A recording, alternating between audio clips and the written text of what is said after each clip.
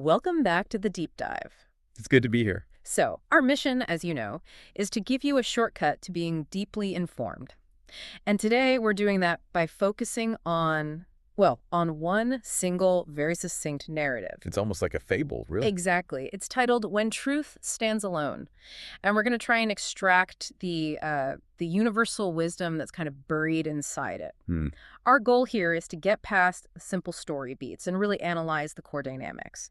We're looking at the rules, that govern the relationship between genuine honesty and established authority. And these principles are timeless. You see them play out just as clearly in an ancient village council as you would, say, in a modern boardroom when you're presenting some counterintuitive data. That's the perfect analogy. What really strikes me about this story is just how quickly it sets the stage. The hook is right there in the opening line. It says, "Truth often stands unprotected where power decides." That's a powerful statement. It is.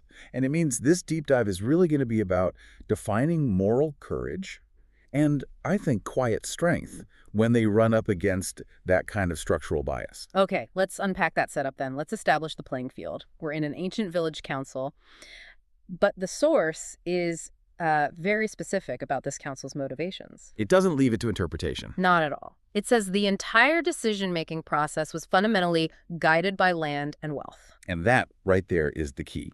That's the systemic disadvantage facing any kind of impartial truth. How so? Well, when the rules are written to favor material things, land, wealth, ownership, you get this deep, immediate status bias.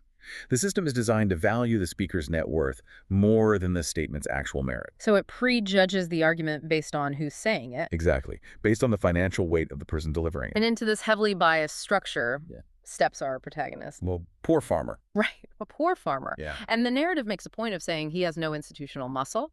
He spoke, quote, without influence or allies. He's the lone junior analyst presenting data that contradicts what the entire senior leadership team wants to hear. That's it. No political capital, no backing. He just represents pure, unvarnished honesty. He has nothing on the table but the facts. And that's why the nature of his communication is so important. The source says his words were what? Just simple and honest.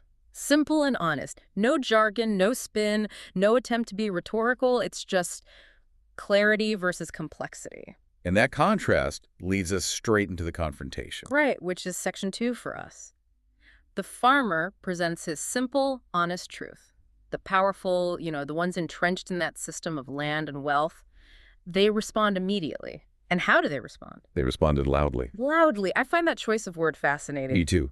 It's not that they responded intelligently or with better facts or even with a persuasive argument. They just responded loudly. It's an immediate attempt to just overwhelm the truth with sheer volume, with the force of their position. It's a defensive strategy we see everywhere. Oh, absolutely. When the facts are weak, you just turn up the noise. It's the rhetorical equivalent of flooding the zone. You can't disprove the statement, so you just try to drown it out. But here's the immediate outcome in that council, and this is the first, I think, really critical and sobering lesson for us. The source states it very clearly. The council listened to them. To them. The powerful. And this illustrates a central principle of how power works. Influence can overpower honesty. It's almost inevitable in that structure. Of course. The council's legitimacy was tied to the very system they were a part of, the one based on land and wealth. So naturally, they deferred to the established authority. They chose stability over the uncomfortable challenge of an objective truth. So in the short term, the status of the speaker was the deciding factor, not the validity of the argument itself. Wait, but if the truth is self-evident, why wouldn't the council eventually see it, even if they sided with power at first? Isn't that a bit cynical? That's a fair challenge, but I think the source is focused on the immediate dynamic of that meeting. The system is built to self-preserve. Okay. So when it's faced with a choice between, say, the familiar status quo and a destabilizing truth, institutions will almost always choose to reinforce their foundations. So we're not saying the truth just vanishes. No, not at all. We're saying its merit is often secondary to the weight of the speaker in that specific moment of decision. If you're going to bring a disruptive truth to an organization, you have to accept that the battlefield is fundamentally uneven. That makes sense. We all want to believe the best idea wins on its own. But we have to be realistic that the most powerful voice can often just dominate the airwaves, regardless of its content. And that realization forces us to shift our focus. From the external outcome. Yeah, from losing the vote to the internal response. And that brings us to section 3, the definition of moral courage. Right. The focus pivots entirely here. The farmer's been shouted down, the council has sided with wealth, the external system has failed him. The critical moment is what he does next. The source is, the farmer stood alone. That feeling of loneliness is just so central to the lesson here. He has zero support, zero validation. The system he challenged has completely isolated him.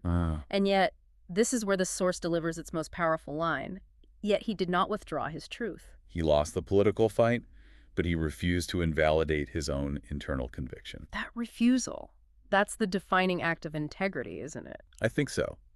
It's the difference between a political stance, which needs consensus and allies to survive, and an objective truth, which has to be self-sufficient. So the system's failure to recognize his truth didn't actually change his truth? Not at all. He maintained his knowledge intact. And this connects to the core insight of the whole story, moving the discussion away from external success and toward internal fortitude.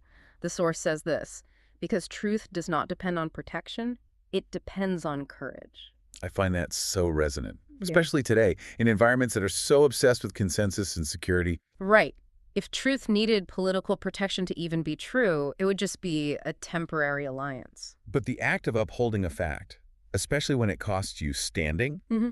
that's the very definition of moral courage. Courage is the mechanism that allows truth to survive when it's politically inconvenient. Exactly. Without that courage, the truth just evaporates the second it faces any real resistance. And that leads directly to this observation that moral courage so often requires solitude. Why is that? Why does integrity so often find itself without allies?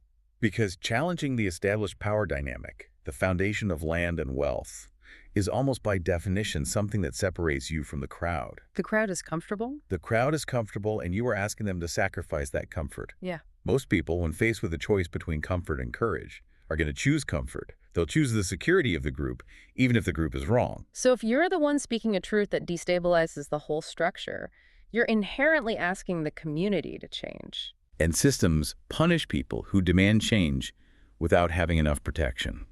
The courageous are often solitary by circumstance, not really by choice. That realization is so critical for anyone who, seeks knowledge and values integrity. You have to be prepared for the isolation that often comes with genuine insight. Absolutely. The pursuit of rigorous knowledge often separates you from the majority. You have to have the internal strength to handle that solitude and just trust the evidence, even when the consensus is against you. It's a shift from seeking affirmation to seeking accuracy. That's a great way to put it. Okay, let's move to section 4 and synthesize these findings. This little story, for all its brevity, gives us 4 key lessons. And they're not abstract morals, they're actionable insights into how power and knowledge interact. Right. The first 2 really remind us of the external reality. First, truth is not always protected. It has no built-in defense mechanism against, political maneuvering. It needs a custodian. A custodian. I like that. And second, influence can overpower honesty. We have to be realistic that the weight of an institution, the volume of its voice, can temporarily just steamroll simple, factual correctness. You have to anticipate the volume. Then, the third lesson. Moral courage often requires solitude. If your truth is universally popular, it's probably already part of the status quo. That's right. If you wait for the crowd to validate your insight, you might miss the only moment that really matters, the one where you have to stand alone. And finally, this point about survival and quiet strength. Integrity survives even without support. This is the ultimate reassurance in the story, and it's the core of the farmer's internal victory. This is the most profound connection, I think. Even though the council sided with the wealthy, the farmer's integrity survived. So what does survival mean in this context? It means his knowledge, his truth, it just remained intact. It was undiminished and unchanged by the council's lack of affirmation. The external system failed to reward the truth, but the internal conviction endured. It held the truth for the future. The power structure decided that day's outcome. Sure, who won the vote, who got the land, but it didn't define the ultimate reality of what the farmer said. His honesty, because he had the courage to maintain it, was preserved. It was just waiting for the day that the structure itself might falter. So in practical terms for you, the listener, this means that you can lose the immediate negotiation. You can lose the debate. But you still maintain the objective validity of your research or your position simply by refusing to concede the truth itself. The loss is political. The truth remains objective or factual. So we've taken a simple ancient story about a poor farmer standing before a council, and we've pulled out these four universal operating principles about power, knowledge, and personal fortitude. It's a powerful shortcut, really, to understanding resistance and survival in any complex organization. And if we take one final idea away from all this, what should it be? I think it should be this. The true measure of truth is not the number of people who stand beside it. It's not the number of allies or the volume of the voices. It's the courage. It's the courage of the solitary witness who holds it. That courage is the only thing that actually ensures its survival. So if truth doesn't depend on external protection, but on internal courage, what is the cost that we as individuals committed to knowledge are willing to pay when our research or our understanding inevitably puts us in that solitary position? That's the question to ponder. That's the dynamic, that relationship between isolation and integrity that we encourage you to keep exploring. Thank you for joining us for the deep dive.